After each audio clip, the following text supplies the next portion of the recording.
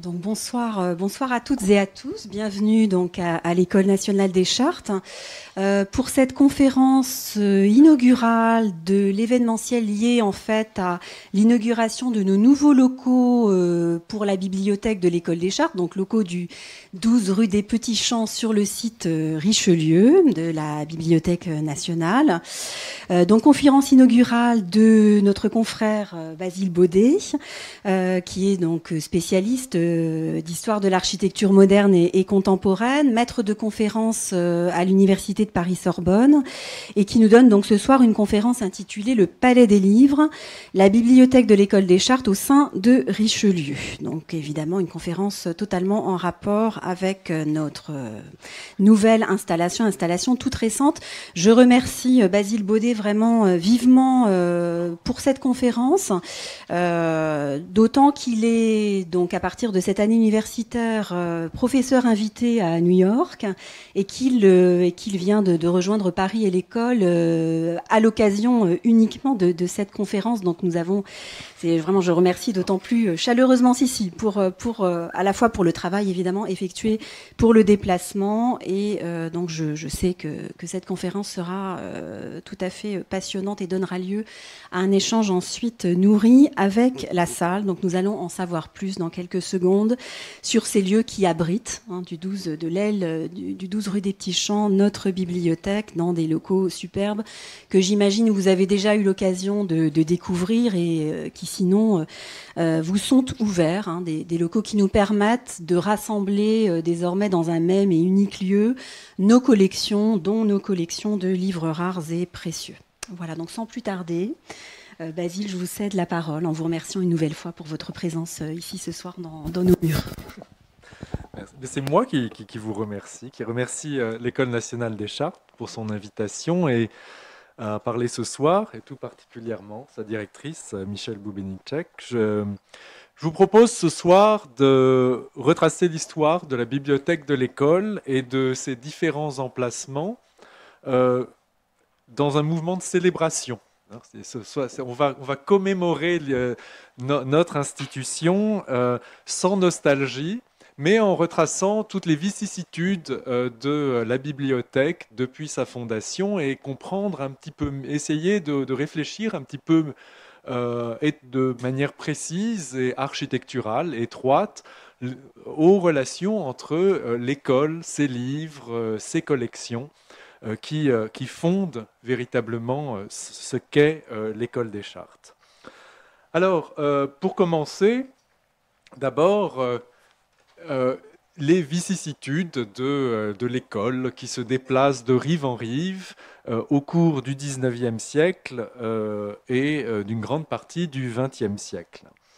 Il faut savoir que dans la première moitié de son histoire, à partir de sa fondation, comme vous savez, en 1821, l'école est adossée à la fois matériellement, géographiquement et institutionnellement aux archives et à la bibliothèque royale, puis nationale, puis impériale, puis de nouveau nationale.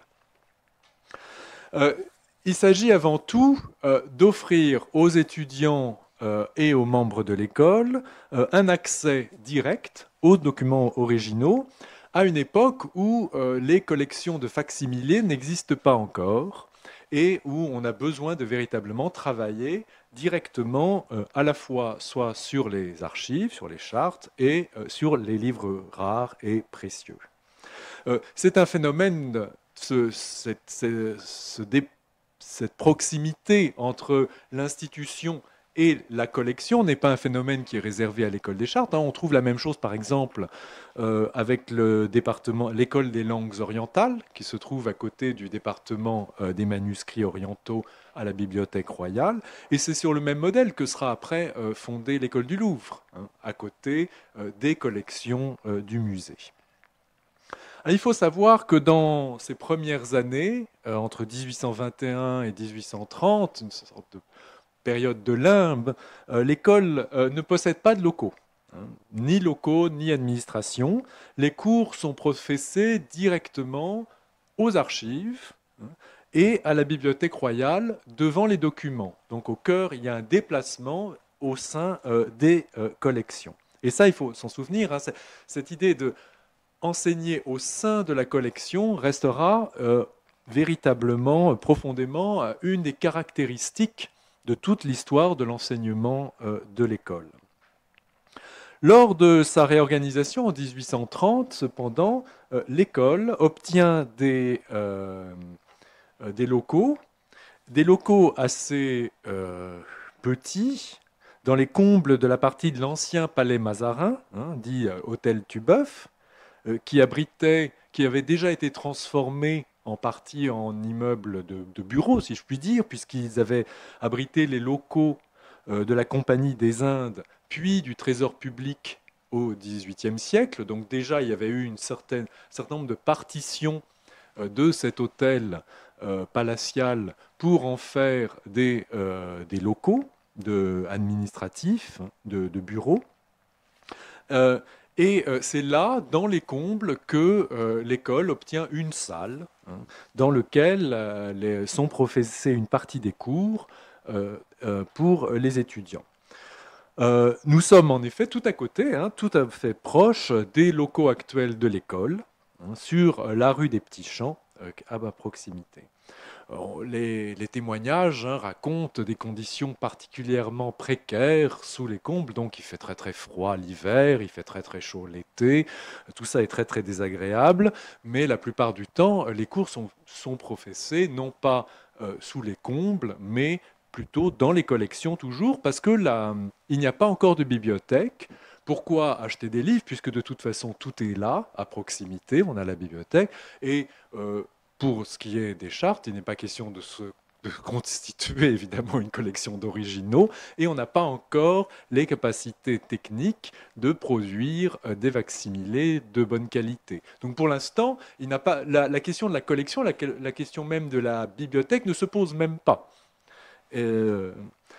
Alors, ça va quand même, les choses vont changer lors de la grande ordonnance du 31 décembre 1846, qui fonde véritablement l'école telle qu'elle est aujourd'hui, hein, avec la création de chaires professorales, une direction autonome, des examens, l'institution du régime de la thèse.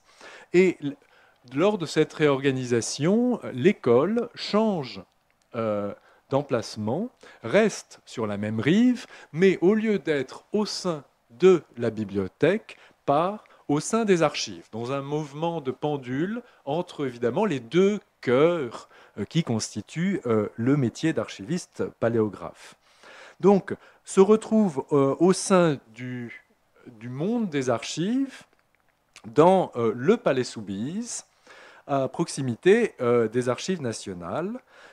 Les étudiants entrent par la porte de l'ancien hôtel de Clisson, ensuite prennent une série de détours pour se retrouver dans cette cour qui, à l'époque, ne paye pas de mine, c'est une sorte de cour sordide, mais une fois qu'ils entrent dans les locaux véritablement de l'hôtel de Soubise, dans le salon ovale du Prince, dessiné sur les plans de Bonfrand au début du XVIIIe siècle, avec des statues en plâtre de Lemoine, d'Adam. Évidemment, là, l'école se retrouve dans un cadre particulièrement prestigieux et important. Alors, ici, évidemment, nous sommes à côté des archives, mais nous sommes séparés désormais de la bibliothèque royale. D'où la nécessité qui se fait jour, soudainement, de se constituer une collection de livres pour la bibliothèque, pour éviter aux étudiants et aux professeurs de faire des allers-retours systématiques. Et là, véritablement, naît l'idée d'avoir une bibliothèque. Et c'est la première fois donc qu'un budget d'achat est constitué pour commencer à créer ces collections de livres, livres rares et livres évidemment particulièrement de livres historiques. Alors, ce qu'il faut bien en effet comprendre, que si l'école était restée dans les locaux du quadrilatère Richelieu, près de la bibliothèque, à l'époque bibliothèque royale, puis bientôt nationale, puis bien très vite impériale. Peut-être que la bibliothèque n'aurait jamais existé. On peut peut-être émettre cette hypothèse, ou en tout cas, elle n'aurait pas constitué le même type de collection, peut-être des collections complémentaires de celles de la Bibliothèque nationale. Donc, c'est véritablement toute l'histoire des collections de la bibliothèque est en grande partie déterminée par l'implantation géographique de l'école. Et on va voir que ça va véritablement ça explique entièrement ce qu'est la bibliothèque de l'École des Chartes aujourd'hui. En effet, c'est l'accroissement des collections de la bibliothèque même qui va entraîner l'autre premier transfert de l'école à l'intérieur du domaine des archives nationales, de l'autre côté des archives, en 1866, dans l'hôtel de Breteuil, donc donnant sur ce qui est aujourd'hui la rue des Francs-Bourgeois, où désormais l'école n'est plus abritée dans l'extraordinaire salon ovale, mais dispose désormais de 2 pièces. C'est double de volume en surface. Une pièce pour les cours et une pièce pour la bibliothèque. Et là, pour la première fois, donc, on a une sorte de séparation physique entre l'endroit où sont donnés les cours et l'endroit où se fait la recherche, où l'on lit, où l'on utilise les livres. En 1871, on sait que l'école occupe donc dans cet hôtel une surface de 218 mètres carrés, on a un relevé, donc 96 mètres carrés pour la bibliothèque, donc une surface assez importante. C'est que l'école reste jusqu'à pratiquement la fin du XIXe siècle. C'est au sein de cette école que Jules Quicherat enseigne. C'est au sein de ce local qu'il reçoit de ses élèves et amis la réduction de la statue équestre de Jeanne d'Arc par Emmanuel Frémier, qui restera ensuite au cœur de l'institution, dans le bureau du directeur, et aujourd'hui ici dans les locaux de l'école, au 65 rue de Richelieu. Et au décès de Jules Quicherat en 1882, ses amis commandent son buste au sculpteur Jean Petit, un élève de David d'Angers, dans la grande tradition classique du retour à l'antique, du buste en Hermès et nu de l'antique. C'est extraordinaire. Donc, qui est installé dans les locaux de l'école en 1885. Et ces 2 œuvres, et particulièrement, comme vous le savez, le buste de Jules Quicherat constitue, pour le reste de toute l'histoire de l'école, un objet de multiples détournements, d'un véritable folklore très important. Il a toujours son bonnet de Père Noël au moment de Noël, ses décorations au moment de Pâques, etc. J'espère que cette tradition restera dans les nouveaux locaux.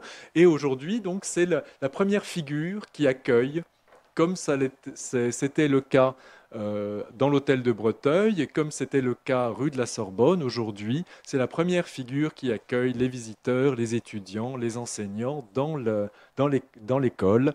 C'est la figure titulaire de Jules Quicherat. Mais la même année, 1871, l'école émet le désir de déménager de nouveau. Et là, il ne s'agit pas tant d'une question de petitesse des locaux, bien que les collections de la bibliothèque augmentant de plus en plus, il devient impératif de trouver de nouveaux espaces, mais d'un changement profond dans le rapprochement géographique. En effet, l'école pense désormais passer rive gauche, abandonner la rive droite, c'est-à-dire abandonner le centre des archives et la bibliothèque nationale, pour se rapprocher des institutions d'enseignement supérieur dans le quartier latin. Et c'est un mouvement qui est un mouvement très important qui accompagne toutes les grandes institutions d'enseignement dans la seconde moitié du XIXe siècle, que ce soit l'école des mines, l'école des ponts et chaussées, l'école des langues orientales, l'Institut national agronomique. C'est dans le quartier latin que s'implante, par exemple, l'école coloniale, avenue de l'Observatoire. Je ne résiste pas à vous montrer quelques images de l'école coloniale qui occupe aujourd'hui un emplacement que l'école convoitait à un moment lors de son déménagement et qui aujourd'hui abrite un certain nombre des locaux de l'École nationale d'administration. Alors, vous allez me dire, mais pourquoi vouloir s'éloigner, dans ce cas, des archives? Pourquoi s'éloigner de la Bibliothèque nationale? Eh bien, pour des raisons simples, c'est que désormais, l'école est autonome. L'école possède une bibliothèque de plus en plus riche, qui permet, dans une certaine mesure, de se dispenser des collections de la Bibliothèque nationale, et possède désormais les capacités techniques de se constituer une collection extraordinaire de facsimilés, la plus grande collection, la plus belle collection de France actuellement, qui est une des très grandes richesses de la bibliothèque de l'École des Chartes, et qui dispense les étudiants d'aller dans les fonds des archives pour exercer leur talent de paléographe, pour étudier les documents historiques. Donc, désormais, puisqu'il n'y a plus besoin de cette proximité géographique, l'argument de l'école est de constituer une proximité intellectuelle où l'enseignement est désormais le cœur même de la mission de l'école. Et pour cela, il faut se rapprocher des autres grandes institutions d'enseignement, et donc symboliquement passer dans le quartier latin. Cette recherche, cette volonté de locaux, de recherche pour retrouver des locaux, va prendre un certain nombre d'années, puisque dès 1875, l'architecte choisi par l'école, qui est l'architecte des Archives nationales, Albert Félix Théophile Thomas, qui reste célèbre pour avoir construit une partie du Grand Palais, l'actuel Palais de la Découverte, avenue Franklin Roosevelt, commence à proposer un certain nombre de projets de déménagement au Conseil des bâtiments civils. Le Conseil des bâtiments civils, je vous rappelle, c'est la grande institution étatique dépendant du ministère de l'Intérieur qui est en charge de la censure de l'architecture publique en France.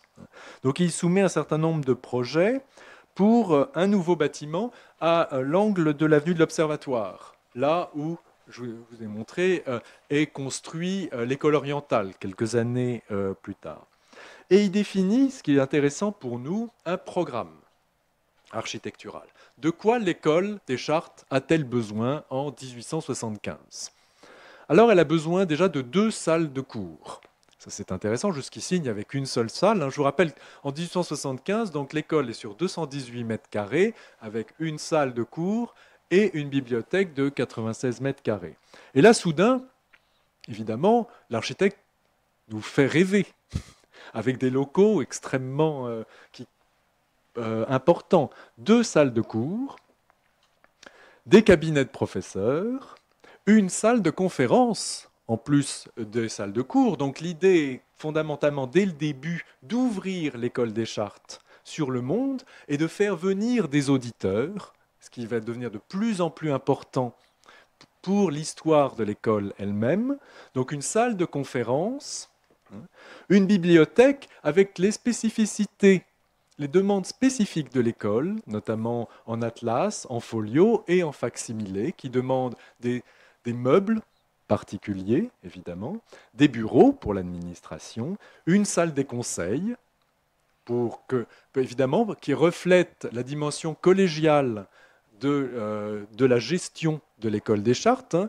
Ça a toujours été une école, évidemment, où le nombre d'enseignants étant relativement réduit, les dialogues et les décisions se prennent de manière assez naturelle, de manière collégiale. Donc la salle des conseils est véritablement cet endroit très important dans lequel les discussions se font de manière collégiale. Et puis évidemment une loge pour pouvoir filtrer les visiteurs. Alors voilà le programme qui est véritablement le programme qu'on retrouve quasiment aujourd'hui. Bien sûr, on est beaucoup plus étendu en nombre de salles de cours, mais c'est véritablement, ça pose les besoins de l'école des Chartes pour les siècles à venir. Alors, Thomas propose un certain nombre de projets. Pour des questions surtout financières, ils sont retoqués les uns après les autres, hein, mais tous sont à proximité de la Sorbonne, dans le quartier latin. Et la solution apparaît en 1885, lors de la suppression de la faculté de théologie catholique, hein, au moment des grandes vagues anticléricales de la fin du XIXe siècle, lorsque dans le projet d'Henri-Paul Nénaud, qui est le lauréat du concours de la reconstruction de la Sorbonne en 1882, l'espace qui avait été prévu pour cette faculté de théologie catholique, se retrouve sans destination. Et là, l'école des Chartes et Thomas sautent sur l'occasion en disant nous avons tout à fait, nous avons une très bonne idée, qui est vous n'avez pas d'idée pour cet espace, nous en avons une. Pourquoi ne metterions-nous pas l'école des Chartes au cœur même du bâtiment neuf de la Sorbonne? Alors la proximité ne peut pas être plus grande entre la Sorbonne et l'école, mais l'autonomie est absolue et elle est vue de manière architecturale. C'est-à-dire que l'école des Chartes possède son entrée propre, à gauche de la chapelle. Il n'y a aucune communication intérieure avec les services de la faculté des lettres, à l'intérieur, mais comme vous le voyez, de l'extérieur, l'école des Chartes se fond dans le programme de Paul Nénaud, qui accueille un certain nombre d'institutions, comme il accueillera également dans ses locaux l'école pratique des hautes études. L'important est que la proximité soit visuelle. De partout, hein, pour ceux d'entre vous qui ont pratiqué l'école des Chartes avant son déménagement, et j'imagine que c'est la majorité d'entre vous, vous vous souvenez, la proximité visuelle est constante, à la fois sur les toits de la chapelle, sur les toits de la Sorbonne, et permet comme ça des jeux de convenance, des relations entre l'imprimé lui-même, comme vous le voyez sur cette image, et l'objet architectural que l'on a de l'autre côté. Alors l'école est aménagée toujours par Thomas. Il y a une grande fidélité à l'architecte qui a planché sur ces questions de déménagement pendant tant d'années sans aucun résultat. Et là, enfin, il ne peut pas construire de neuf, mais il aménage entièrement les locaux intérieurs de l'école.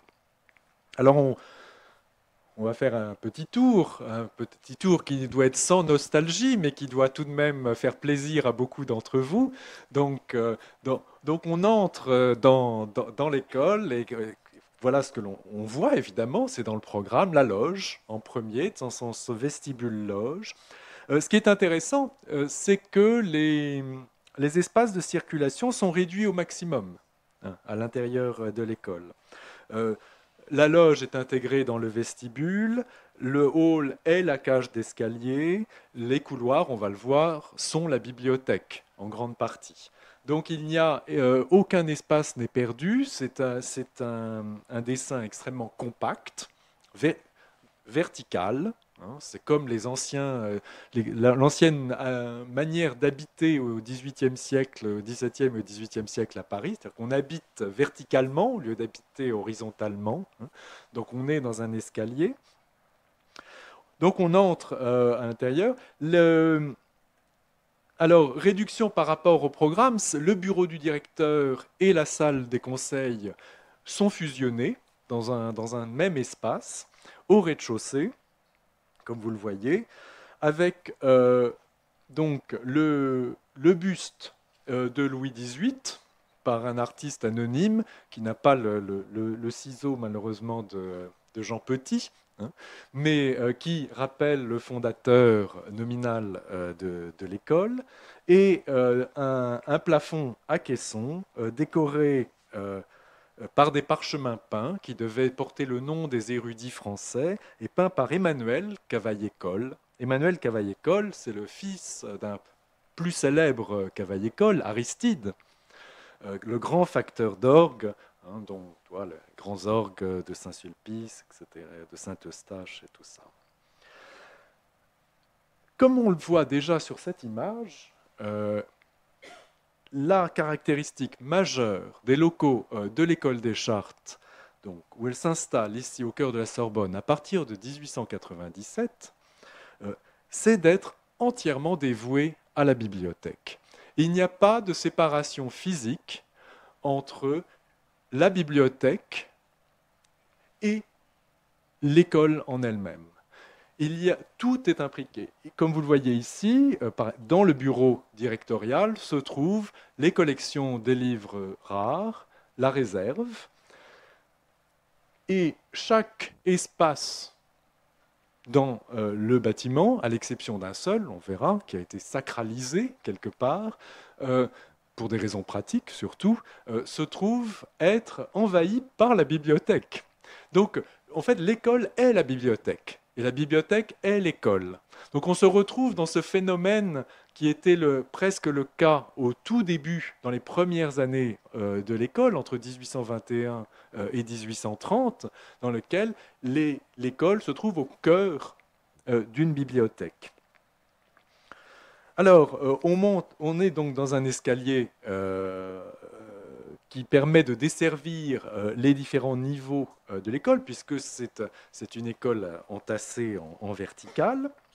Et comme vous le voyez déjà, même dans l'escalier se trouvent des étagères avec des livres. Et au premier étage, on accède dans la seule salle qui n'est pas la bibliothèque, et qui reproduit en fait le schéma d'origine, c'est-à-dire une salle de cours et une bibliothèque, quelque part. La salle de cours n'est pas la bibliothèque, pour des raisons surtout pratiques. Si c'était possible, évidemment, la bibliothèque aurait envahi la salle de cours, mais si quelqu'un a besoin d'un livre, s'il faut à chaque fois interrompre un cours pour aller chercher un livre, il vaut mieux interrompre un conseil ou interrompre le directeur pour aller chercher un livre plutôt qu'interrompre un cours. Donc là, la grande salle de cours est la seule qui ne soit pas en fait la bibliothèque. Donc déjà une séparation. Grande salle de cours ornée d'une peinture de Louis Dumoulin, hein, qui représente l'abbaye Saint-Germain-des-Prés. Le programme décoratif de l'école avait été conçu en partie par la direction et l'architecte et Nénaud lui-même pour avoir une cohérence au sein de l'ensemble de la Sorbonne, mais malheureusement a été réduit petit à petit pour des questions budgétaires, et finalement il devait y avoir une grande fresque célébrant la réinstallation de l'école en 1847, mais qui n'a pas finalement été installée dans les locaux. Mais on a la grande peinture qui reste aujourd'hui, puisqu'elle est devenue immeuble par destination, elle reste dans les locaux de la Sorbonne, et aujourd'hui nous avons un très beau facsimilé dans la grande salle de cours. Alors pourquoi Saint-Germain-des-Prés? Eh bien, c'est pour véritablement c'est une sorte de clin d'œil à Jules Quicherat. C'est pour relier la tradition de l'école des Chartes à l'école des Mauristes, et notamment à Dom Mabillon, et pour le créateur de la science historique moderne, pour véritablement replacer l'école dans cette longue tradition d'érudition historique qui fait sa force. Alors, en sortant, voilà quelques très jolies images. Au moment du déménagement, une photographe a fait un très beau reportage sur l'école. Et voilà l'ancien mobilier sur lequel nombre d'entre nous ont planché et ont été passionnés ou pas par un certain nombre de cours. Mais ces grandes tables en bois construites en 1897 qui sont là. L'escalier, comme vous le voyez, est tout à fait simple, sans décor. Il s'agit véritablement de donner la priorité à la bibliothèque elle-même, au fond, plutôt qu'à la forme, qui est véritablement l'esprit important du lieu. On arrive au deuxième étage, et là, on traverse un couloir qui est aussi une bibliothèque, évidemment, et on arrive dans la grande salle de lecture. La grande salle de lecture qui constitue le cœur du bâtiment, exactement au-dessus de la salle de cours, et qui est parfaitement adaptée par les très grandes, les très profondes tables dessinées par l'architecte, au travail sur les documents de taille volumineux, sur le travail sur les folios, qui fait partie véritablement des spécificités de l'école. Les espaces autour de la grande salle de lecture constituent à la fois la bibliothèque elle-même, mais aussi des petits bureaux, des espaces de travail dans lesquels les étudiants chartistes peuvent s'isoler, et les lecteurs peuvent s'isoler. Et ça, on va voir, ça constitue quelque chose qui, jusqu'à aujourd'hui, a été intégré dans le dessin de rénovation et d'installation de la bibliothèque dans l'école, cette possibilité de pouvoir travailler au cœur même des rayonnages, ce qui est quelque chose évidemment de très important. Alors, par un escalier particulièrement raide, qui n'est pas tombé, on accède depuis la grande salle de lecture au troisième étage. On se retourne pour être sûr qu'on n'a pas le vertige, et on arrive au troisième étage, la fameuse salle en fer à cheval, où l'on pratique la paléographie en groupe. Et ce type de disposition qui est très intéressant dans l'histoire des bibliothèques, parce que c'est assez novateur, cette idée de pouvoir constituer comme ça un certain nombre de dispositifs qui permettent de véritablement comprendre les différentes manières de travailler. Le travail en commun mais solitaire dans la grande salle de lecture, le travail solitaire immergé dans les rayonnages à côté de la lecture au cœur de la bibliothèque, et le travail de groupe autour de deux grandes tables qui permet évidemment ici de travailler souvent notamment les exercices de paléographie. Moi, j'ai des souvenirs ici terrifiants. Donc, c'est vraiment un dispositif très, très moderne qui, aujourd'hui, est intégré dans tous les programmes architecturaux de la bibliothèque. Je veux dire, pensez la bibliothèque autrement que juste des places assises dans une grande salle. Et ça, l'école, à la fin du XIXe siècle, intègre tout à fait ces différentes manières de travailler. Alors, au XXe siècle, l'école qui est très bien installée, très heureuse dans ces nouveaux locaux prestigieux, elle a ce qu'elle a voulu, être vraiment au cœur du quartier latin, avec encore beaucoup d'espace pour sa bibliothèque. Ça va changer très rapidement, mais encore des rayonnages qui permettent une grande extension, une salle de cours importante, soudain voit une pression nouvelle s'exercer pour qu'elle déménage encore. Et cette fois-ci, ce n'est pas une pression interne, mais c'est une pression externe de la part de l'université elle-même. En effet, l'université s'étend de plus en plus dans les premières années du XIXe siècle et cherche à récupérer tous les locaux possibles au cœur du bâtiment de Néno.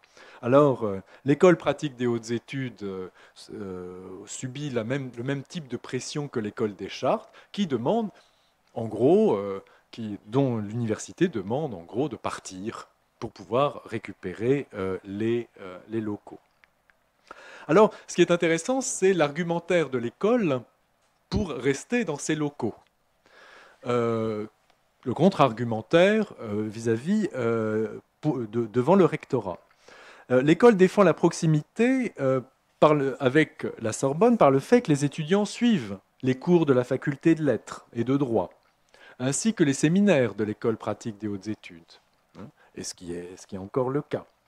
Mais aussi, ce qui est intéressant, elle met en avant les auditeurs libres et l'importance majeure dans l'ouverture et la diffusion du savoir que constituent ces auditeurs libres qui, naturellement, sont dans le quartier latin et ont l'habitude d'aller suivre des cours à la Sorbonne, suivre des cours à l'école pratique, suivre des cours à l'école des Chartes. Et du coup, la séparation physique entraînerait nécessairement une séparation d'un type d'auditoire qui est essentiel au rayonnement de l'école. Et ce type d'argument est très intéressant. Donc, dans un premier temps, vent debout, la direction refuse absolument de partir. Et puis, quelques années plus tard, dans les années 1920, soudain, on voit que les projets de déménagement sont relancés. Alors là, on se dit, bon, alors, ils ont fait tout un pataquès pour vous rester, il y a eu des argumentaires, contre-argumentaires, tout ça, et puis finalement, ils veulent partir. Oui, mais là, vraiment, la bibliothèque s'est étendue d'une telle manière que les locaux commencent, et on est en 1920, commencent déjà à devenir trop petits. Alors le directeur relance les projets de déménagement, mais toujours dans le quartier latin. Il n'est plus question de revenir près des archives ou de la Bibliothèque nationale. Il s'agit véritablement de rester dans le quartier latin. Alors il demande à l'architecte de la Bibliothèque nationale, cette fois-ci, et non pas à l'architecte des archives, Michel Spitz, un des grands maîtres de l'architecture des années 30, le style paquebot. Je vous montre par exemple là une de ses réalisations majeures, l'immeuble d'atelier de magasin de luminaires d'art Jean Petzel, qui se trouve rue de la Cité universitaire, de proposer un certain nombre de projets. Un des projets de déménagement, celui qui allait le plus loin, proposait d'utiliser une parcelle du jardin de l'Institution nationale des sourds-muets, au coin de la rue de l'Abbé de l'Épée et de l'actuelle rue Henri Barbus, pour construire l'école. Là, l'école aurait été à proximité de la Sorbonne, pas très loin de l'école normale supérieure et à proximité de l'Institut d'art et d'archéologie qui venait juste d'être construit. D'autres sites sont envisagés après des échecs successifs jusqu'à la guerre. Après-guerre, le nouveau directeur, Michel François, n'envisage plus un déménagement. Il a compris que ça ne fonctionnait, que ça ne marcherait pas. Et puis, après-guerre, ce n'est pas tout à fait le moment de proposer des grandes dépenses et des constructions nouvelles, mais plutôt une extension. En effet, la bibliothèque atteint à ce moment 100 000 volumes et l'engorgement pose un très sérieux problème. Chaque recoin, comme vous le voyez, est mis à profit. On annexe petit à petit tous les espaces et les conditions d'entrepôt des livres commencent véritablement à poser des problèmes de conservation absolument féroces. Le bâtiment vieillit, on construit de plus en plus haut, hein, dans les combles, sous les toits, des locaux administratifs, mais également les locaux pour la bibliothèque. Et puis on est obligé de développer des annexes, des magasins à Villemoisson, avec un système de navettes, ce qui véritablement rompt toute l'idée même de la proximité avec les livres, de l'instantanéité, hein, de la recherche. Un dépôt et une diapothèque dans 2 bureaux de la Sorbonne, des salles de cours, locaux informatiques et foyers des élèves dans le sinistre centre Albert Châtelet, hein, qui n'était pas joyeux. Et donc, véritablement, au fur et à mesure des années, dans les années 80-90, ça devient de plus en plus critique, hein. Le bâtiment est clairement, à la fois en termes de conservation, en termes d'utilisation, problématique. Et les rumeurs, hein, moi, dès que je suis entré à l'école des Chartes, la rumeur était déjà on va déménager l'année prochaine, sans évidemment savoir où, mais on déménage. Et enfin, à partir de 2014, une solution est trouvée et le grand déménagement commence. La bibliothèque tourne une page, une nouvelle ère dans son histoire, une ère glorieuse, je n'en doute pas, hein, où elle va rejoindre le Palais des Livres d'Henri Labrouste. Alors c'est évidemment un très grand traumatisme, hein, puisque c'est retourner rive droite, quitter le quartier latin, retourner au cœur même des livres, de la bibliothèque, dans un nouvel environnement intellectuel qui n'est pas celui de la Sorbonne, mais qui est un environnement beaucoup plus, on va voir, patrimonial, beaucoup plus, quelque part, professionnel. L'école des Chartes, donc, repart rive droite, mais cette fois, près des collections spécialisées de la Bibliothèque nationale, de l'Institut national d'histoire de l'art, de l'Institut du patrimoine, des départements d'histoire de l'art des universités parisiennes, hein, qui sont Galerie Colbert, Paris 4, Paris 1, Paris 10, des locaux de l'école pratique des hautes études, qui se trouvent là aussi, et puis du ministère de la Culture, notamment des services centraux des directions du patrimoine qui se trouvent dans le quartier. Alors, comme vous le voyez ici, il y a deux, et vous le savez bien, il y a deux espaces qui sont marqués en rouge, puisque désormais, l'espace, l'école, véritablement, pour la première fois de son histoire, se trouve dissociée physiquement de la bibliothèque, comme le sont, par exemple, l'Institut national du patrimoine et l'Institut national d'histoire de l'art. L'administration et les salles de cours se trouvent ici, hein, au 65 rue de Richelieu, dans cet édifice des années 1930. Alors c'est une sorte de clin d'œil à Michel Rouspitz. On n'est pas dans un édifice de Michel Rouspitz, mais ce sont des architectes, Fernand Leroy et Jacques Curie, qui sont très proches, hein, du mouvement art déco paquebot des années 30, hein, qui ont notamment réalisé l'ancien siège du Figaro, que vous connaissez, cet extraordinaire bâtiment, avec un très très beau travail de ferronnerie de Raymond Sub, hein, celui qui a fait notamment les grilles de l'entresol du palais de la Porte Dorée, donc dans tout à fait dans ce renouveau des métiers d'art et notamment du travail de la ferronnerie des années 1930. Alors l'immeuble acheté par l'école a été restructuré par l'agence ACPA. C'était celle qui s'était chargée de l'installation de l'Institut national d'histoire de l'art Galerie Colbert. Donc ils connaissaient bien le quartier et c'est une agence qui s'est spécialisée dans la restructuration de bâtiments anciens. Et on se retrouve maintenant avec 10 niveaux sur une surface utile de 1660 mètres carrés. Donc jamais l'école n'a eu autant de surface. C'est vraiment, c'est absolument un faste inouï, hein. On est passé tout de même, au début, quand on était dans le quartier, on était dans les combles de l'hôtel Tubeuf, et aujourd'hui, hein, c'est un immeuble entier sur 10 niveaux. Alors la bibliothèque, elle, s'installe dans le quadrilatère dit Richelieu, restructuré par Henri Labrouste. Et ce qui est intéressant, c'est que, un peu comme dans la Sorbonne, la proximité avec l'institution voisine est surtout une proximité visuelle et une proximité de style. Et puisqu'il n'y a aucune communication avec la Bibliothèque nationale elle-même, et que l'école a son entrée propre, comme elle l'avait dans la Sorbonne.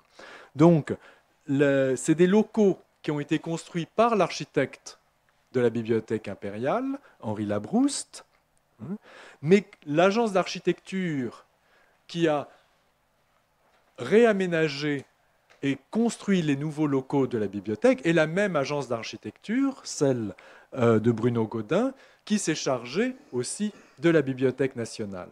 Donc, comme c'était également Henri-Paul Nénaud qui avait construit et qui avait travaillé dans l'ancienne Sorbonne, ici aussi, ce sont les mêmes architectes de la Bibliothèque nationale et de l'École des Chartes. Donc la proximité, même s'il y a une imperméabilité physique entre les institutions, ce qui est très important, la proximité, elle est fondamentale.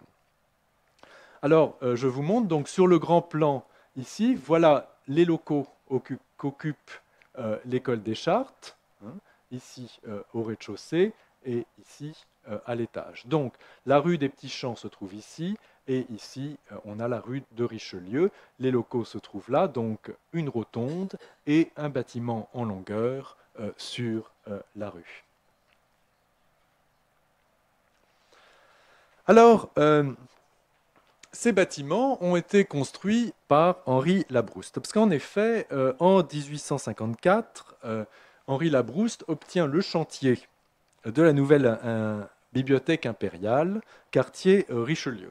Il n'y a pas eu de concours. Hein, souvent, ce n'est pas que, par exemple, pour l'Opéra de Paris, il n'y a pas eu de concours. Mais Labrouste avait révolutionné l'architecture des bibliothèques avec un extraordinaire coup d'éclat 11 ans auparavant, la bibliothèque Sainte-Geneviève, sur laquelle il avait commencé à travailler dès 1843. Je vous rappelle, hein, donc, cet édifice neuf qui abritait les collections de l'ancienne abbaye de Sainte-Geneviève, hein, les collections les plus importantes après celles de la Bibliothèque royale, sont à place du Panthéon. Alors, un monument exceptionnel à tout point de vue, reçu de manière très contrastée. Hein. Le siècle écrit en 1850, hein, un style et une ornementation quelque peu bizarres. Hein. Donc pas de style, et c'était ça la grande idée de Labrouste, hein, c'était de créer quelque chose d'entièrement nouveau, sans ressaut, hein, comble totalement occulté, un style... S'il y a un style, c'est peut-être celui de l'efficacité de la première Renaissance italienne, de la pureté de la première Renaissance italienne, avec cette façade qui reçoit hein, les 810 noms des d'auteurs présents dans les collections de la bibliothèque et ces extraordinaires guirlandes inspirées des travaux des relevés que Labrouste avait fait lorsqu'il était pensionnaire à l'Académie de France à Rome.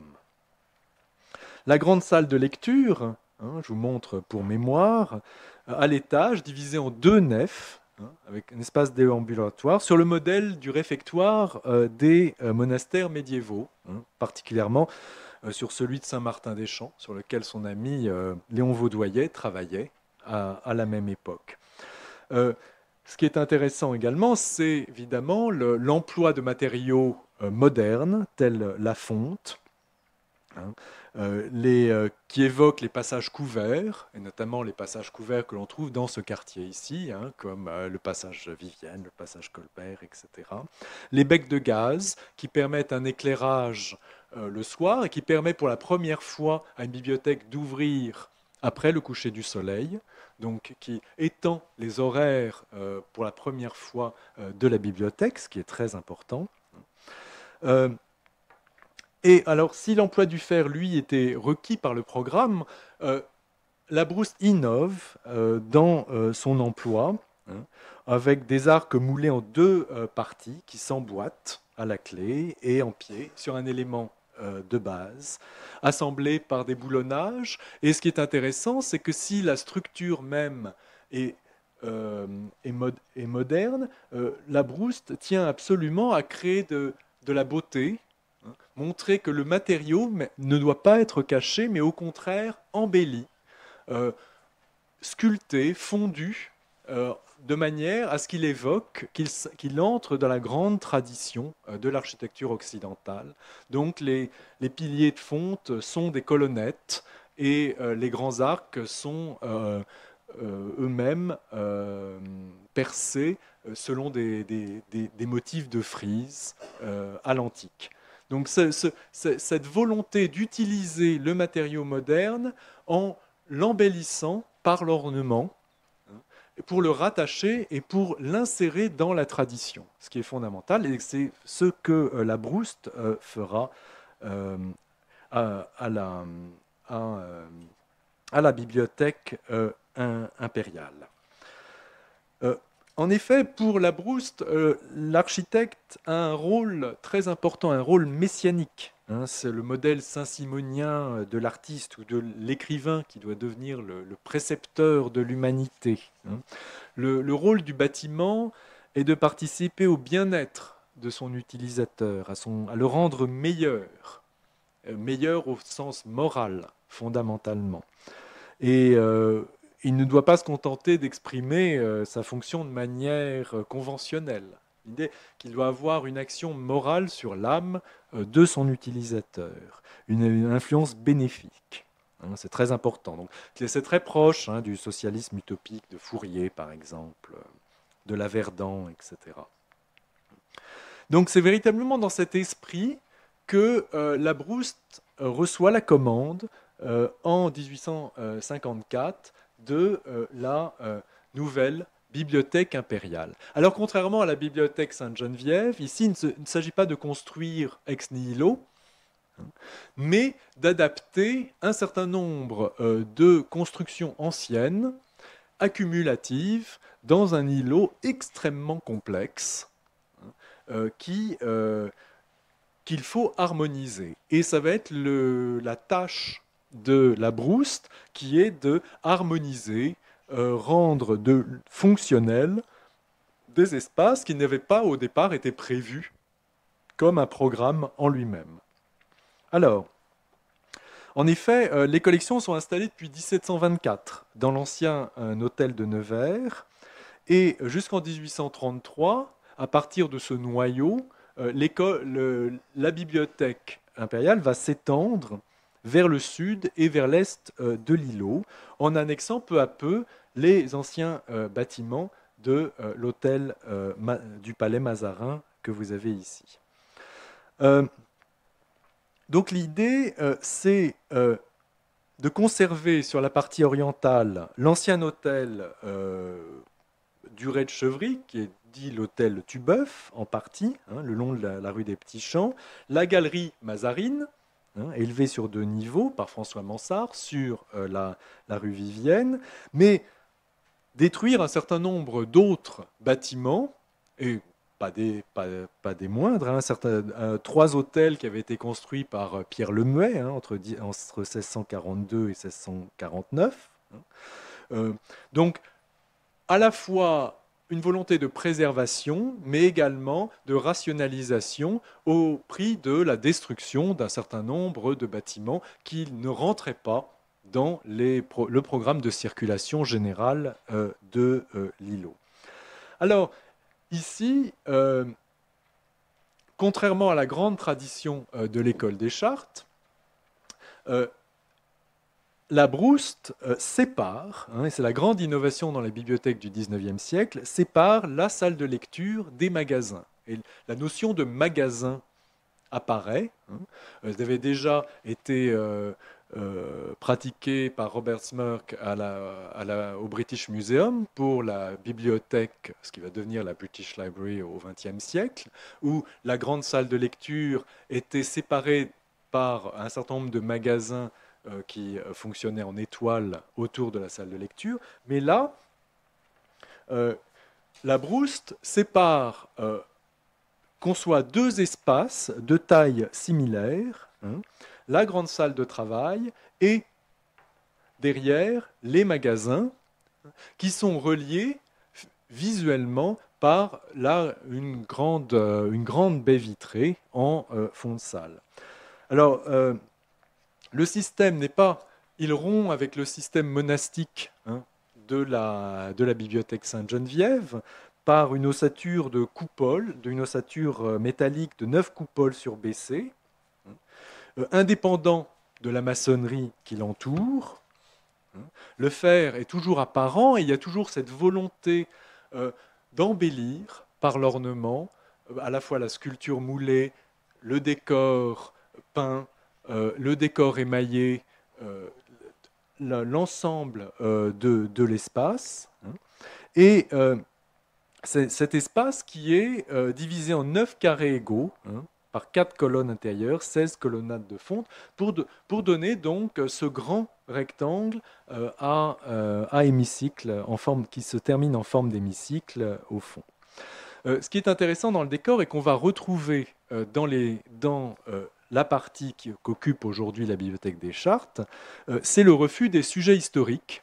Et c'était déjà le cas à la Bibliothèque Sainte-Geneviève par la Brouste. Pour lui, les sujets historiques ont l'inconvénient de distraire les visiteurs, les lecteurs venus travailler. Donc, au lieu de se concentrer sur les livres, ils pensent à l'histoire de Priam ou à Charlemagne. Donc, ce qu'il veut, c'est véritablement soit des motifs abstraits, soit l'évocation de la nature, qui évoque évidemment la grande tradition grecque du jardin et de la lecture dans le jardin, notamment à l'Académie. Donc c'était le cas à la Bibliothèque Sainte-Geneviève, c'est le cas dans la grande salle de lecture de la Bibliothèque impériale. Alors, donc je vous ai dit, la bibliothèque de l'École des Chartes aujourd'hui occupe la rotonde d'angle et ce qui étaient les anciens dépôts des imprimés de la Bibliothèque nationale sur la rue des Petits Champs. Alors cette aile des Petits Champs a été édifiée par la Brouste pour entreposer les collections, donc après la destruction de ces 3 petits hôtels à côté de l'hôtel Tubeuf qui avait été édifié par Pierre Lemuet. Le chantier a été extrêmement rapide, ça a commencé en juin 1859 et s'est terminé en 1860 parce qu'on a réutilisé les fondations des hôtels. Et ça a été évidemment, ça a permis d'avoir un chantier très rapide. Alors, voici, on commence donc la visite. La rotonde d'angle que vous avez ici, qui a été inaugurée en 1867, fait la jonction, sert de rotule entre 2 grandes galeries, l'une des magasins donnant sur la rue des Petits Champs et l'autre sur la rue de Richelieu, que vous avez ici, et qui évoque également les grandes coupoles de la salle de lecture. Le style est le style triomphant du classicisme à la française, avec qui évoque également la place des Victoires qui est à proximité, et avec des trophées militaires pour rappeler la gloire nationale, la gloire impériale de ce nouvel équipement. Donc je vous montre ici les plans de la Brouste qui sont conservés au département des estampes de la Bibliothèque nationale, qui les a numérisés, donc vous pouvez les voir en bien meilleure qualité qu'ici sur cet écran, sur le site Gallica. Donc voilà la rotonde, là où se trouve la bibliothèque aujourd'hui. Les espaces sont aménagés par la Brouste, comme vous le voyez, dans le moindre détail. Il dessine absolument tous les meubles, hein, tous les détails, jusqu'au bouton, jusqu'au poignet de porte, le dessin de tous les ornements, de tout le mobilier. Il y a un contrôle absolu du chantier par l'agence de l'architecte. Alors, je vous montre donc pourquoi ça ne marche pas. Hop, voilà. Donc le chantier de restauration, lui, de la rotonde. Voici la rotonde en chantier, hein, restaurée. La voici dans son état actuel. On a retrouvé la couleur d'origine de la pierre. Hein. Non, la Brousse n'a pas utilisé de pierre noire de Volvic, comme on l'a cru à cause de la pollution pendant des années, mais c'est l'extraordinaire pierre blonde parisienne, hein, qui sert ici à magnifier cette rotonde. Alors, l'école, désormais, donc, la bibliothèque, désormais possède son entrée ici. Une nouvelle porte qui est percée dans le bâtiment, une porte qui n'existait pas, il n'y avait pas d'entrée puisque ce sont des magasins qui sont reliés, qui étaient des magasins. Donc on entre et on accède dans ce nouvel hall d'entrée où se trouvent les coursives d'origine, hein, réalisées en 1864 et prévues pour accueillir les rayonnages. Alors, l'agence Gaudin a percé le plancher d'origine pour créer, voici les photos du chantier, c'est toujours impressionnant, hein, ou une trémie et un nouvel escalier que vous avez ici qui permet évidemment de relier ce demi-niveau au niveau de la rue, hein, qui n'existait pas parce qu'il n'y avait pas d'entrée. Donc on est obligé de créer un nouvel escalier, mais en conservant évidemment cette structure métallique extraordinaire qui est pleinement visible là, puisque les livres n'y sont pas. Et cette rotonde qui est, est un hommage à l'histoire des donateurs de la bibliothèque, puisque les noms des différents donateurs sont peints au pochoir, hein, sur un dessin de l'artiste Pierre Busseret, qui est à la fois une évocation de la bibliothèque, de l'histoire de la bibliothèque, hein, mais également qui rappelle quelque part la liste des noms sur la bibliothèque Sainte-Geneviève. Donc c'est un clin d'œil à l'histoire aussi, hein, à la Brouste et à cette inscription sur les murs, hein, qui est très importante. Alors ensuite, on continue et on accède à la partie quasiment nouvelle, là où l'agence Gaudin a véritablement entièrement recréé des espaces fonctionnels pour la bibliothèque, les niveaux dits 0 et 1. Peut-être qu'on trouvera des noms plus poétiques un jour. Avis aux amateurs. Hein. Dans le niveau, donc voici où un nouvel escalier a été construit. Donc là, il faut bien comprendre, hein, il n'y a que seule l'enveloppe des murs, de la structure du bâtiment de la Brouste a été conservée. Et là se trouve donc une grande salle de lecture, donc qui reprend le modèle de la salle de lecture du 19 rue de la Sorbonne, avec 24 places, et où le nouveau mobilier se mêle à l'ancien, par exemple les plaques de marbre, hein, qui se trouvent avec le nom des anciens donateurs de la bibliothèque qui se retrouvent là, et puis une partie du mobilier, hein, qui se trouve dans la bibliothèque, des tables, les meubles de fiches, hein, qui évoquent évidemment cette tradition et qui forment le lien avec l'ancien lieu. Alors, de nouveaux meubles, évidemment commandés pour les périodiques, pour les atlas, pour les facsimilés, et un escalier qui permet d'arriver au niveau 1 où se trouvent les collections liées aux enseignements de l'école. Donc c'est plus une partie utilitaire pour les étudiants plutôt que pour les chercheurs, avec un nouveau type de numérateur. Et puis on prend un escalier.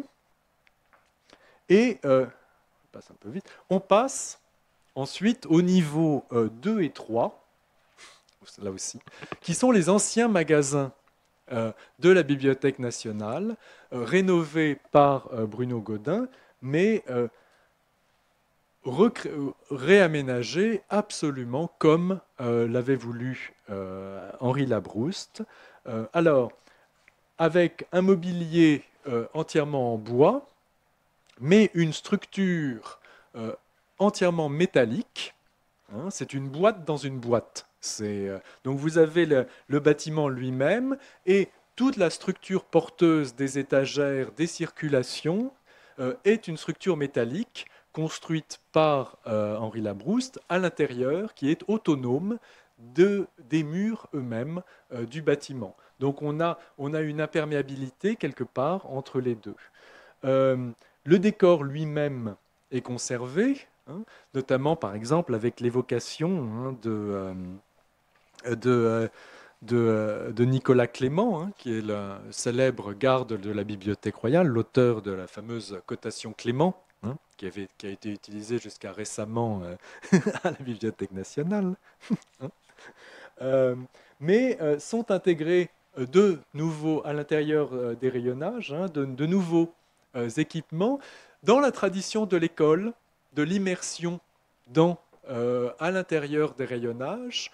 Et ce qu'a fait Gaudin à l'intérieur des magasins Labrouste, côté Bibliothèque nationale, reprend l'idée de ce qui existait à l'école des Chartes dès 1897, de ces bureaux à l'intérieur des rayonnages, comme vous le voyez, donc des bureaux où on peut s'isoler. Donc on retrouve cette tridimensionnalité du travail de bibliothèque, soit solitaire mais entouré, soit solitaire profondément dans les rayonnages, soit un travail en groupe avec des espaces de travail en groupe disséminés dans la bibliothèque. Alors, la structure elle-même des passages est en métal, fait de caillebotis percés, et ça c'est la grande idée d'Henri Labrouste, ce qui permet à la lumière de traverser chaque niveau. Et Labrouste a fait très attention à la fonctionnalité, c'est-à-dire que tout est pensé sans que le lecteur, et autant autrefois le magasinier, le bibliothécaire, qui va dans les réserves et dans les magasins, n'ait à utiliser d'escabeaux ou de marchepieds. Donc la largeur et l'étendue normale des bras ouverts de l'homme, donc 160 cm, et la hauteur maximale est 2,10 m, c'est-à-dire la hauteur maximale qu'on puisse atteindre sans avoir à utiliser un escabeau. Donc ça permet véritablement d'avoir une rationalisation de l'utilisation de la bibliothèque sans avoir à avoir utilisé d'autres instruments, comme par exemple c'était le cas à l'école des Chartes où on devait grimper sur des échelles particulièrement dangereuses à chaque fois pour atteindre un livre.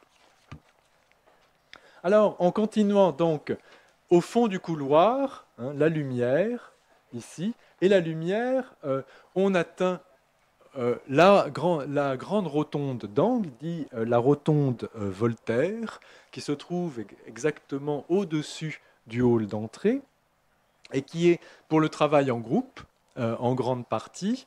Alors ça s'appelle la rotonde Voltaire, puisque, pour une raison précise, c'est que c'est à cet endroit, dans cette rotonde, que le modèle de plâtre du Voltaire qui se trouve, du Voltaire en marbre qui se trouve actuellement à la Comédie Française, avait été donné par Madame Denis, hein, qui était devenue Madame du Vivier en 1810 à la Bibliothèque impériale, hein, pour la remercier de son hospitalité. Et dans le socle, qui a été dessiné par Henri Labrouste, dont vous voyez, ou pas du tout, un dessin ici, hein, se trouve le cœur de Voltaire lui-même, hein, dans un coffret en métal doré, qui avait été donné à la bibliothèque par les héritiers du marquis de Villette, hein, qu'il avait récupéré sur la dépouille de Voltaire quand Voltaire était mort à Ferney.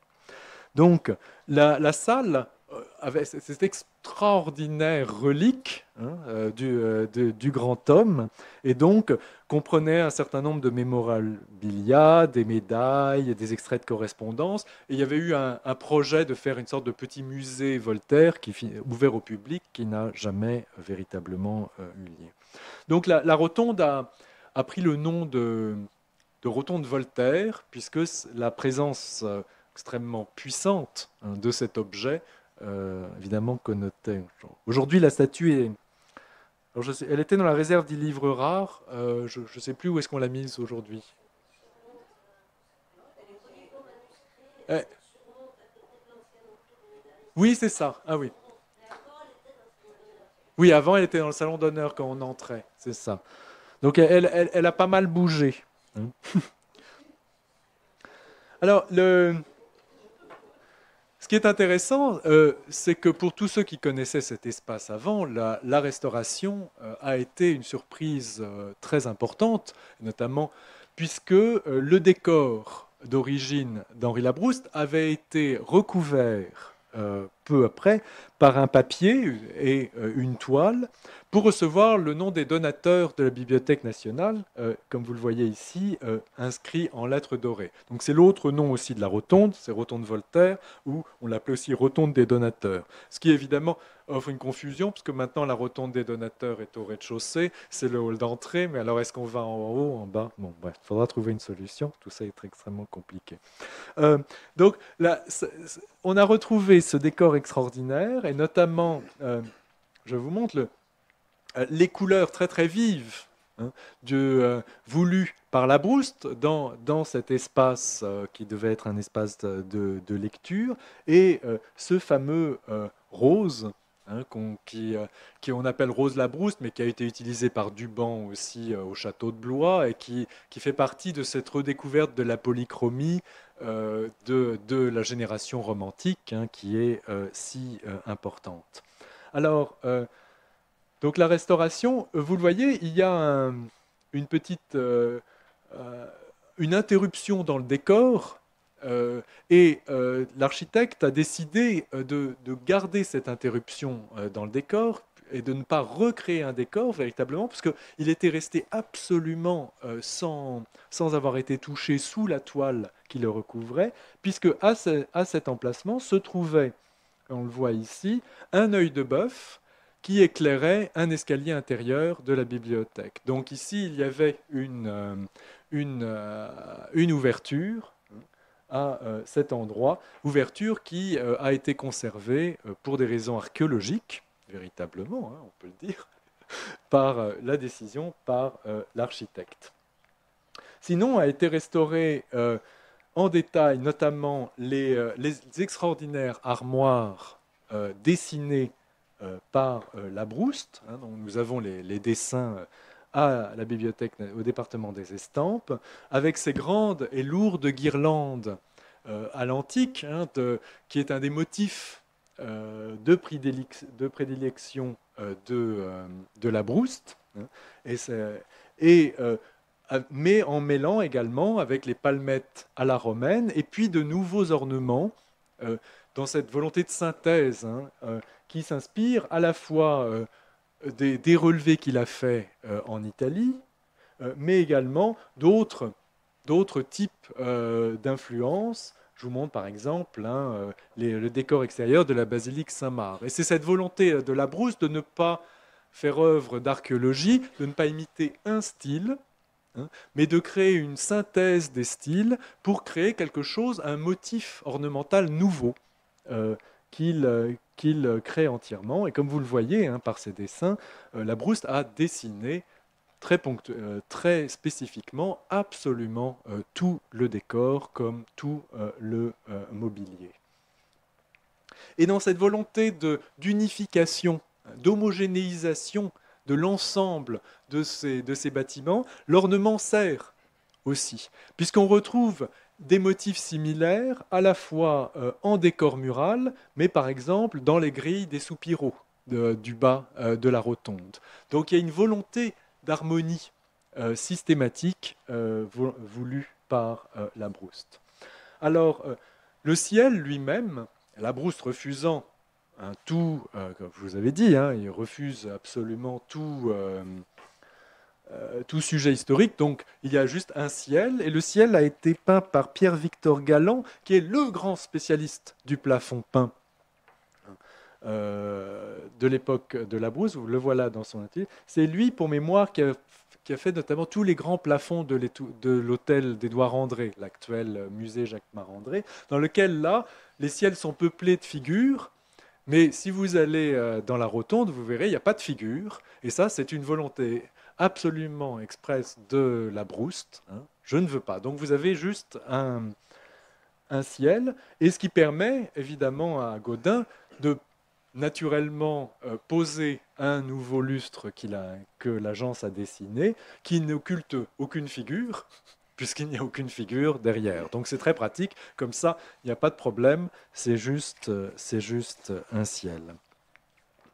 Ainsi, l'école, grâce à cette nouvelle installation dans sa bibliothèque, s'inscrit dans la tradition, à la fois matériellement en utilisant un certain nombre de son mobilier, mais dans des locaux qui ont été faits pour une bibliothèque, mais qui sont transformés, et quelque part, l'école retrouve sa vocation à travailler dans les rayonnages, à ne pas dissocier la recherche d'être dans les magasins. Il n'y a pas de dissociation comme à la Bibliothèque nationale entre la salle de lecture et le magasin.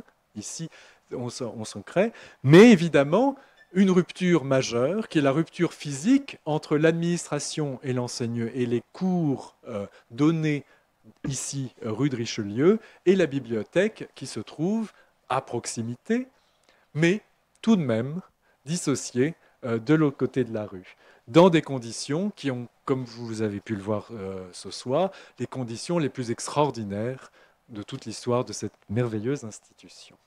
Je vous remercie.